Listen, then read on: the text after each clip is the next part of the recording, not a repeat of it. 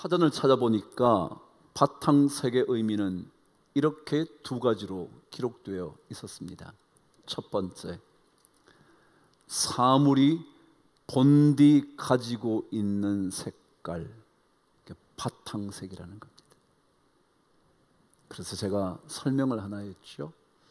그럼 수박의 속살은 어떤 색깔인가요? 빨간색이에요. 그게 바탕색입니다. 본디 수박의 색깔이었죠. 물론 요즘 육종을 해서요, 다시 말하면 종자를 막 개발해 가지고요, 수박 색깔이 노랗기도 하더라고요. 그러나 원래 수박의 색깔은 뭐라고요? 빨간, 이게 바탕색입니다. 두 번째, 이 바탕색의 의미는 이렇게 적혀져 있었습니다. 그림을 그리거나 옷감에 무늬를 넣을 때 가장 먼저 밑바닥에 칠해두는 혹은 적셔놓는 색깔, 그게 바탕색이었습니다. 그러면서 제가 이렇게 말했죠. 여러분, 신앙인들의 삶에는요, 믿음이라는 바탕색이 중요해요. 믿음이라는 바탕색. 어떤 일들이 벌어져도 믿음이라는 바탕색이 칠해져 있어야 된단 말이죠. 그래서 아무리 삶의 풍랑을 만나도 믿음이라는 바탕색을 지워버릴 수 없는, 그래서 그 믿음의 바탕색 위에 그림을 그려가는 겁니다. 인생의 그림을 말이죠.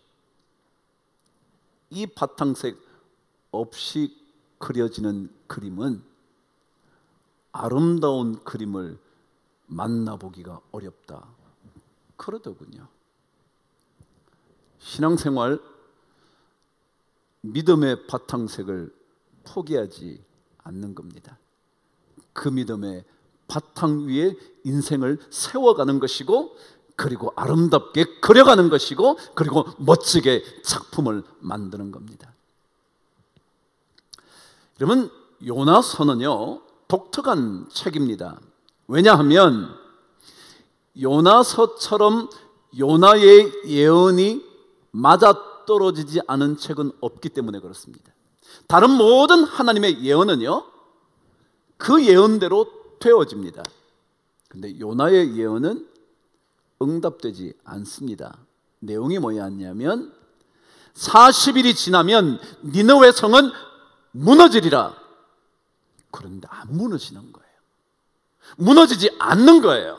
오히려 니느웨 성이 전부 다 하나님 앞에 죄를 덮어쓰고 회개의 기도를 드리다가 구원을 얻게 되는 이야기가 기록된 거예요. 그래서 요나의 예언이 성취되지 않았던 독특한 성경입니다.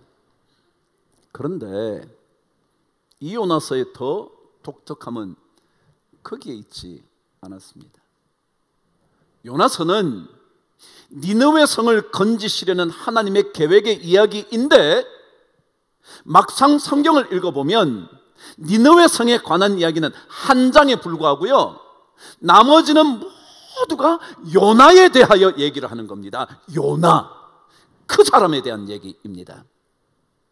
그래서 요나서는 니느웨 성을 건지시는 하나님의 계획의 이야기, 예언의 이야기일 뿐만 아니라 그것보다 더 중요한 것은 요나의 영혼을 멋지게 빚어가시는, 만들어가시는 하나님의 이야기였다라고 말합니다. 말하자면 요나서는 요나의 영혼을 진짜 하나님께서 원하시는 영혼으로 만들어 가시려는 하나님의 이야기이라는 거죠. 니느웨를 건지는 이야기보다 말이죠. 여러분, 이사야서도 마찬가지입니다. 하나님의 백성인 이스라엘 백성을 70년의 포로에서 건져주시겠다는 말씀 물론이지만, 그러나 그것보다 더 중요한 것은 이스라엘 백성의 범죄함으로 인하여 그 삶이 어떻게 새롭게 바뀌어질 수 있는지, 그것으로 인하여 어떤 미래가 주어지는지에 대한 이야기입니다. 다시 말하면 이스라엘 백성의 영혼을 만들어 가시는 하나님의 이야기가 이사야서입니다.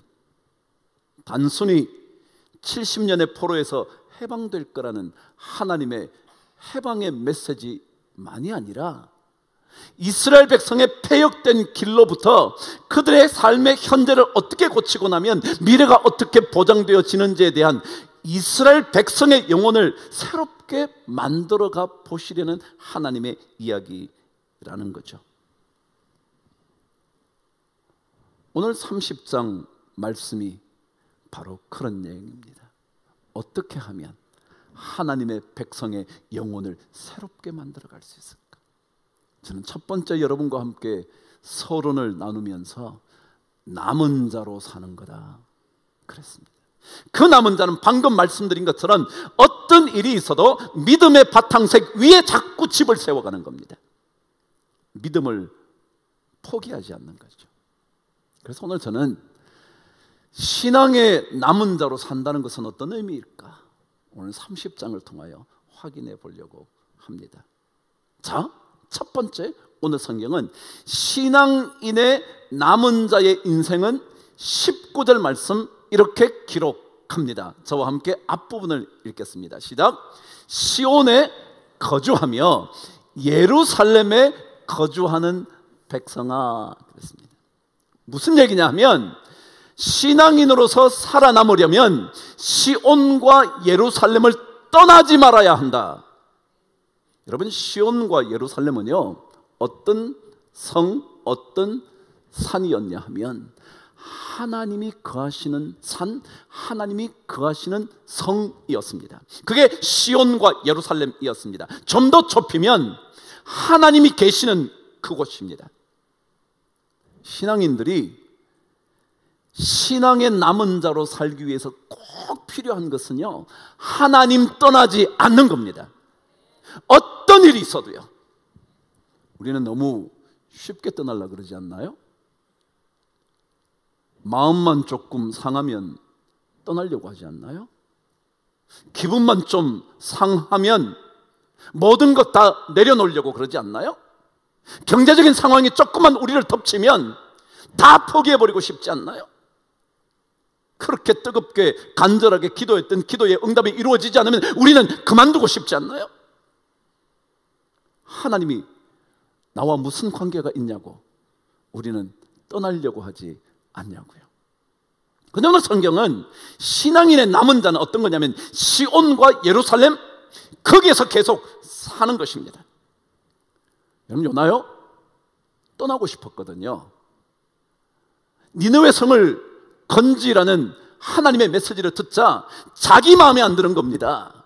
하나님의 명령은 중요하지 않았어요.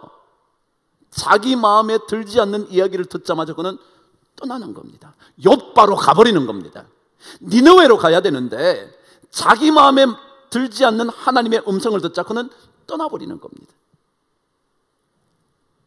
신앙은 어떤 일이 있어도 내 뜻과 맞지 않아도, 내 계획이 이루어지지 않아도, 내 생각대로 그 일이 결과를 몰고 오지 않아도 우리는 시온과 예루살렘을 떠나지 않는 것입니다. 그대로 남아 있어야 합니다. 그것이 바로 신앙의 남은 자, 믿음의 자리를 지키는 자입니다. 여러분, 언제 떠나고 싶으신가요? 언제 직장을 떠나버리고 싶으신가요? 언제 가정까지 포기해버리고 싶은가요? 언제 여러분의 교회를 떠나버리고 싶으신가요? 마음이 좀 불편할 때인가요? 아니면 오해 받을 때인가요? 아무도 안 알아주면 빨리 떠나고 싶으신가요? 어딘가 나를 알아주는 곳으로 다 떠나버리고 싶으신가요?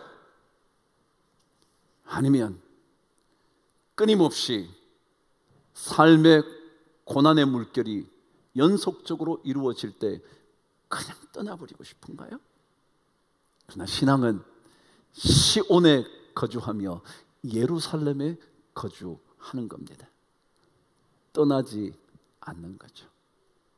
근데 오늘 성경은 우리에게 떠나지 않는 신앙의 남은 자가 되려면 이게 우리에게 필요하다고 15절은 가르쳐 줍니다. 저와 함께 읽어보시죠. 시작. 주 여호와 이스라엘의 거룩하신 이가 이같이 말씀하시되 너희가 돌이켜 조용히 있어야 구원을 얻을 것이요 잠잠하고 신뢰하여야 힘을 얻을 것이거늘 너희가 원하지 않았다. 두 단어가 같은 의미를 가지며 다르게 쓰였습니다. 그 하나가 조용히, 두 번째가 잠잠하고라는 것입니다. 뜻이 똑같죠? 조용하거나 잠잠하거나 말이죠. 무슨 말일까요? 그럼 신앙인이 신앙의 남은 자로 살려면요, 시온과 예루살렘을 떠나지 않으려면요, 쉽게 흥분하시면 안 됩니다. 어려운 일을 만났을 때 쉽게 마음이 막 요동치면 안 됩니다.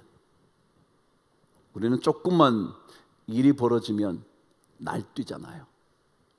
조금만 자기 마음에 들지 않으면 참지를 못하잖아요. 교회가 자기 뜻대로 안 되면 견디지를 못하잖아요. 집안이 내 말을 들어주지 않으면 우리는 견디지 못하잖아요. 근데 여러분, 이런 경험을 해보셨나요? 사실은 별거 아닌데 여러분이 막 흥분하다가 훨씬 더 문제가 복잡해진 경험은 없으신가요? 그냥 아 그랬어 라고 말면 될 일을 여러분이 막 흥분하다가 훨씬 더 복잡하게 문제가 얽혀가는 경험은 해보시지 않으셨나요? 그럼 쉽게 흔들리지 마십시오. 그럴 수 있겠네. 당신 그래서 그랬나 보지? 그 정도 하는 겁니다. 왜냐하면 그것이 조용히 잠잠히 해야 한다는 하나님의 음성일 겁니다. 근데요, 이 조용하다라는 단어를 찾아보니까 독특한 의미 하나가 담겨져 있었습니다. 조용하다, 잠잠하다, 뭐 이게 다 같은 뜻인데 이 조용하다라는 단어에는 이런 단어 하나가 있었습니다. 의미가 말이죠, 만족한다. 여러분 그렇죠? 언제 조용히 있죠? 만족하면 가만히 있죠. 뭐 불만이니까 자꾸 얘기하는 거 아니에요? 마음에 안 드니까 또 얘기하고 또 얘기하는 거 아니에요? 근데 만족이 있으면 조용하다는 겁니다. 여러분 사도 바울 한번 기억해 보십시오. 사도 바울은 빌립보서를 기록했습니다. 흔히 말하는 옥중의 서신이었습니다. 감옥에서 편지를 쓴 책이라는 거죠. 근데 옥중 서신인 빌립보에서 그가 이런 얘기한 것을 기억하실 것입니다. 빌립보서는 4장으로 되어 있습니다. 그 4장의 마지막 부분에 가면 사도 바울이 이 얘기를 하는 겁니다. 내가 어떤 것에 대하여도 자족하는 것을 배웠다는 거야. 자족, 뭐요? 스스로 만족한다는 거야. 그러면서 배고픔이든지 궁핍함이든지 비천함이든지 풍부함이든지 배부름이든지 그 모든 일에 일체의 비결을 배웠노라. 내게 능력 주시는 자 안에서 내가 시작 모든 것을 할 수 있느니라. 만족하며, 지금요 사도 바울은 감옥에 갇혔다고요. 감옥에 갇혀서 편지를 빌립보 교인들에게 쓰면서 나는 자족한다는 거예요. 이 감옥에 갇혔는데도 만족한다는 거예요. 이게 뭐예요? 조용하다라는 뜻이라는 거예요. 조용하다. 그럼 하나님은 우리에게 자족할 수 있는 능력을 배우라고 가르쳐 줍니다. 왜냐하면 그 자족을 배우면 뭐 할 수 있으니까? 조용할 수 있으니까. 조용하면 오늘 말씀처럼 구원과 힘을 맛볼 수 있으니까. 그런데 백성들이 원하지 않는데, 조용히 하라 그래도 원하지 않는데 나는 불만족이에요. 만족이 없어요. 억울해요. 하나님 이럴 수 없잖아요. 제가 뭘 바라고 했나요? 내가 이런다고 내가 장로했나요? 그러는 거예요. 근데 여러분 마음이 너무 흔들리지 말아요. 그냥 조용히 그렇게 있으면 그것이 바로 신앙이 있어야 할 그 자리에 있게 있게 되고 남아있게 돼요. 더더욱이 잠잠하다라는 단어는 또 다른 중요한 의미가 또 담겨 있더라고요. 잠잠하다는 게 무슨 뜻이냐면 평안하다, 평화를 누리다, peace라는 겁니다. 평화가 있다는 거예요. 여러분, 싸우면요 시끄럽잖아요. 근데 잠잠하다는 건 뭐예요? 싸움이 없다는 거죠. 평안하다는 거죠. 그래요. 예수 믿는 사람들이 어려운 일 왜 안 만나겠어요, 여러분? 그런 일이 한두 번 있겠어요? 근데 그때마다 조용함과 잠잠함을 지키면 만족과 평안이 자꾸 찾아오는 거예요. 그러면 살아남을 수 있는 거예요.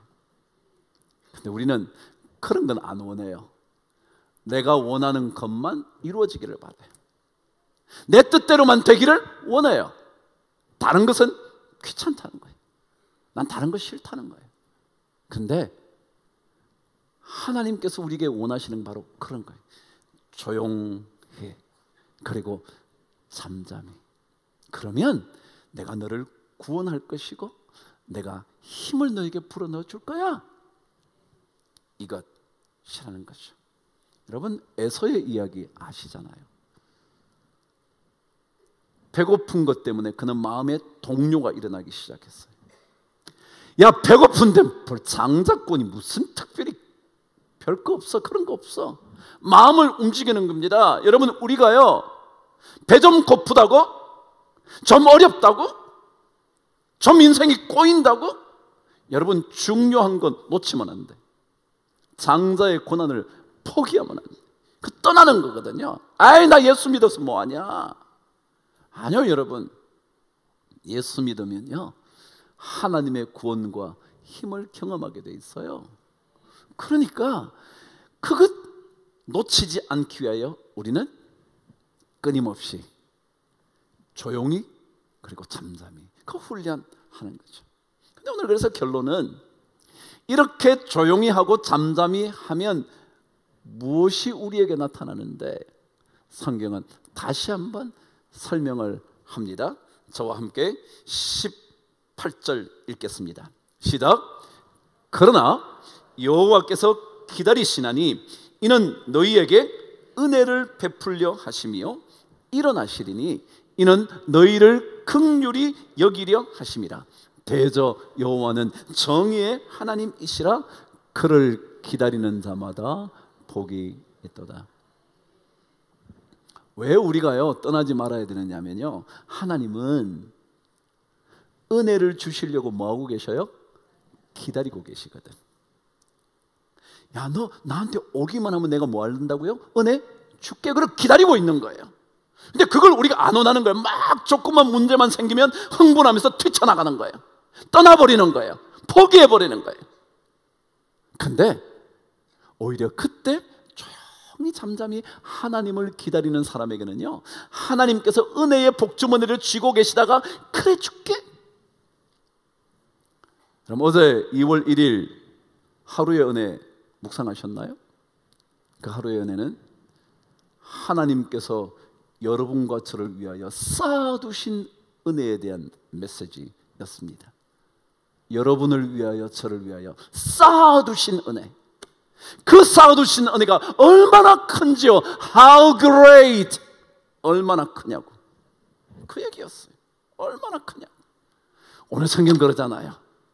그러나 여호와께서 기다리시나니 이는 너희와 우리를 위하여 은혜를 베풀려 하시며 그가 일어나시리니 우리를 위하여 긍휼을 베풀기 위함이라고. 근데 우리는 그 하나님을 자꾸 놓치니까 흥분이 되는 거예요. 조그만 일이 생기면 요동치는 물결처럼 되는 거예요. 사도 바울은요 감옥에서 마지막 편지를 쓴 때가 있었어요. 그게 언제였냐면 디모데에게 보낸 마지막 편지였어요. 여러분, 성경에는 옥중서신이라고 불리는 게 있어요. 감옥에서 쓰여진 편지, 에베소서, 빌립보서, 골로새서, 빌레몬서, 이걸 옥중서신이라고 그래요. 그런데 사실은 디모데에게 보낸 편지, 특별히 후서는요, 그가 두 번째 감옥에 갇혔을 때 썼던 편지였어요. 그러니까 이것도 옥중의 서신이었어요. 그런데 이 성경은 특별히 복음을 전하는 일에 나선 디모데에게 보낸 편지, 어떻게 복음을 전할까?